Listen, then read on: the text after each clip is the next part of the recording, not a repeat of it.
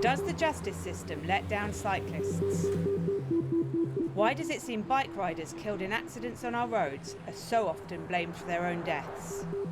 A senior lawyer tells us the system consistently fails to protect bike riders. The criminal justice system is biased in favour of motorists rather than cyclists. A top police chief says it's too dangerous to ride regularly in London. If you said to me, would I feel safe as a commuter in London, then no, I wouldn't. I wouldn't do that. And the former Director of Public Prosecutions suggests a change to the system.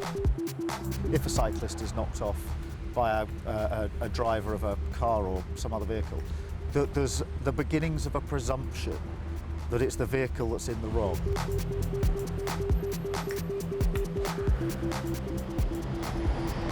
I'm Anna, and last year my dad died on his bike here in central London. I'm going to take a look at whether the families of cyclists who die on our roads are let down by the police, by prosecutors and by the courts. My dad was cycling home this way up the central London road when he was knocked off his bike, right there.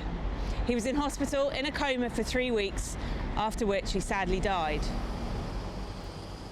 At the inquest into my father's death, the driver said she just didn't see him. She said it was like something falling from the sky. Afterwards, the coroner's verdict was that his death had been an accident. Society obviously depends on families joining together. Here's my dad, Mick Mason, in happier times at my wedding. He was a gentle, unassuming Geordie who often had a twinkle in his eye. The Tatton-Browns. Dad was an interior designer until he retrained as a teacher 10 years ago. Cycling was one of the many things he and I bonded over. The bit that gets me is... This is my cousin, Emma. She was really close to my dad and was staying with him at the time. Blameless and innocent. Do you remember where you were when you heard about Mick's accident? Yeah, I was sat in his house.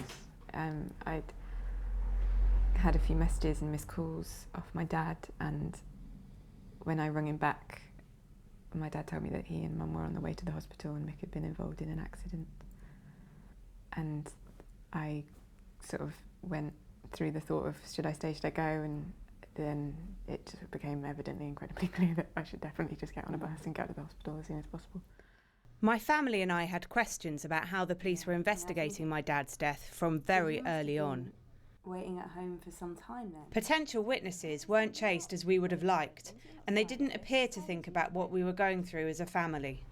So the key problem with Mick's case seems to be that there was no one that actually saw the moment of collision. Yeah, which on Regent Street you would think was a bit strange. Well, given it's 6:15 at night and people are streaming out of work, out of shops, and quite a lot of people tweeted photos that evening.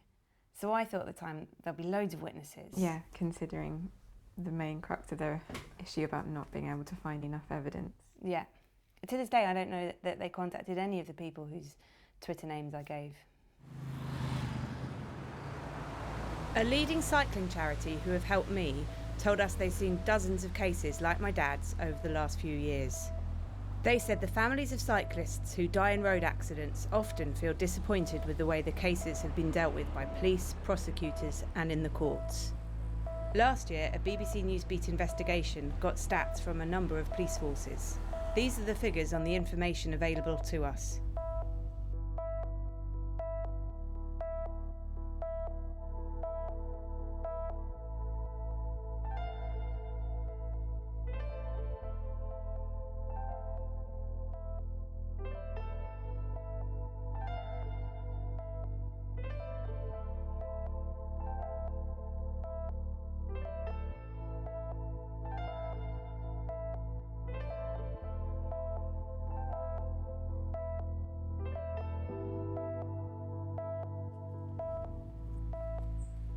The quiet lanes of Kent are very different to the central London street where my dad had his accident. I've come to visit the wife and son of Richard Jordan, who died after coming off his bike 4 years ago. It's not clear what happened. Richard was cycling down this hill with a car coming the other way.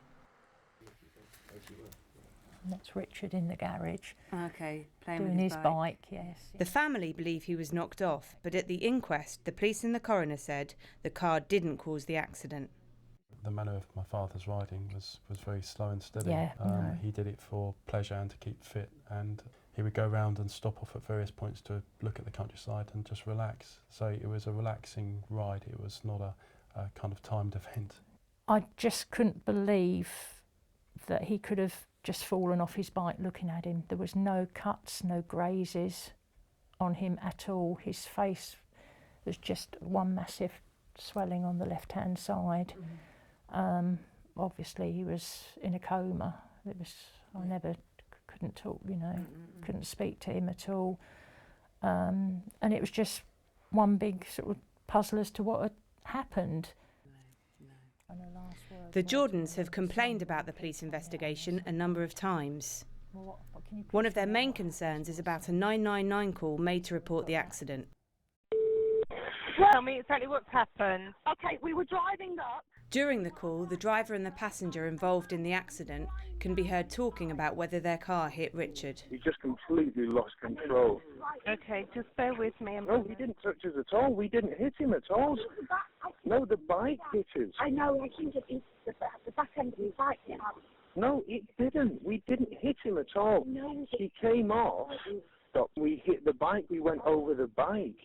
That was what happened, because he just absolutely lost it. The Jordans say the police have never given the call much weight. A witness statement was taken from the driver you heard there, but he was never fully questioned by officers. This is the bike Richard was riding when he died. After the family complained to the police watchdog, known as the IPCC, Kent Police were ordered to explain several key points. First, why police didn't seize the car involved, why the car was examined just once and only by torchlight, and whether the unqualified investigating officer was properly supervised. The saddle was completely smashed off, and this handlebar here. The coroner said the way Richard was cycling contributed to his death, but the Jordans still think the police have questions to answer. They've now been waiting over a year for the final report.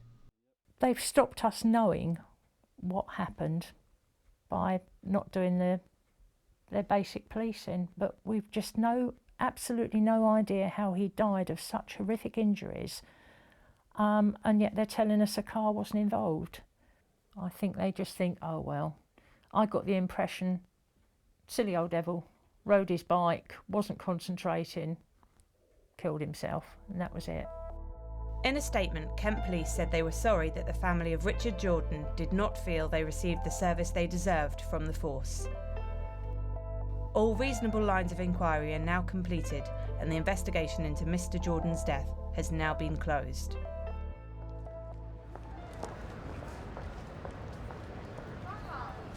This was the night of my dad's accident, and at this point we weren't giving the police investigation much thought. But as time went by, we felt the police were insensitive in the way they dealt with us after the trauma of that night. One officer even asked us if we wondered whether my dad might be responsible for his own death. Suzette Davenport was shocked. She's in charge of policing Britain's roads. I would not expect and want any of my officers to do anything other than display empathy for people and be sensitive to the context and the environment they're operating in. Clearly, having people that are not necessarily as sensitive as they could and should be is something that you don't want to add to the burdens that you've already got. So I would say, if that's your experience then, on behalf of policing, I would apologise to you for that. Thank you. She strongly defended how police investigate road deaths, but admitted she personally would have concerns about cycling in London. I have cycled in London. If you said to me, would I want to commute on a day-to-day basis in London, then no, I wouldn't. I wouldn't do that. I wouldn't do that. Because it's too busy, there are too many risks. Every day there are a range of people who don't go home at the end of the day. We're doing very well on the women. It's no surprise to this senior lawyer who takes a special interest in cycling and helped with my dad's case.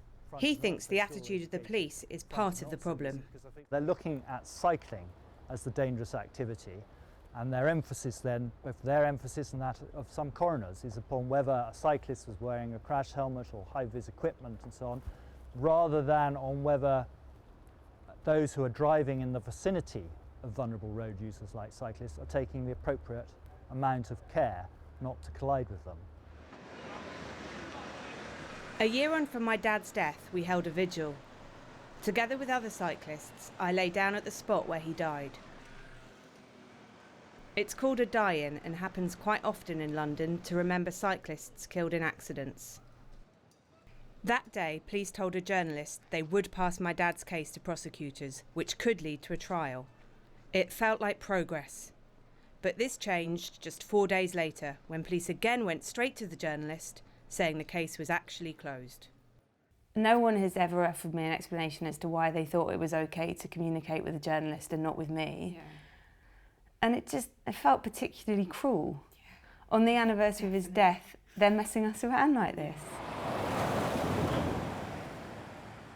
Keir Starmer is the former Director of Public Prosecutions and used to make decisions on whether cases passed to him by the police should go forward to trial.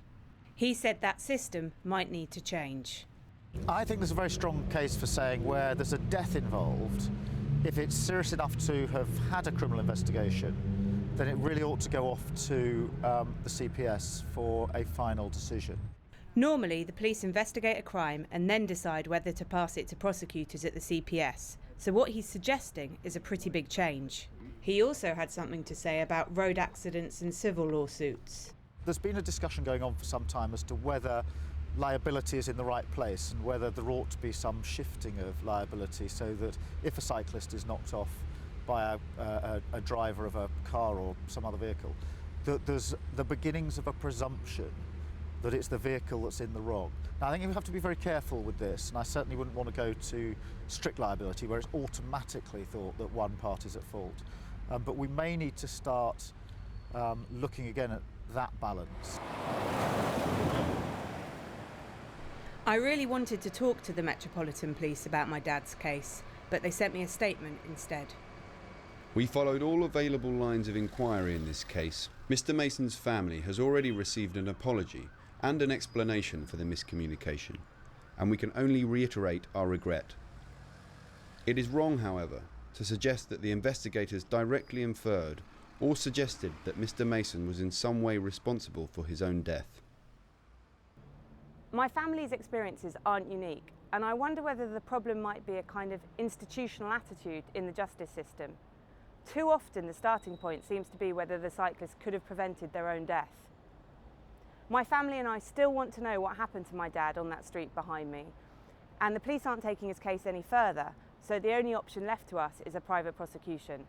Lawyers acting for us will take on the case without the involvement of state prosecutors.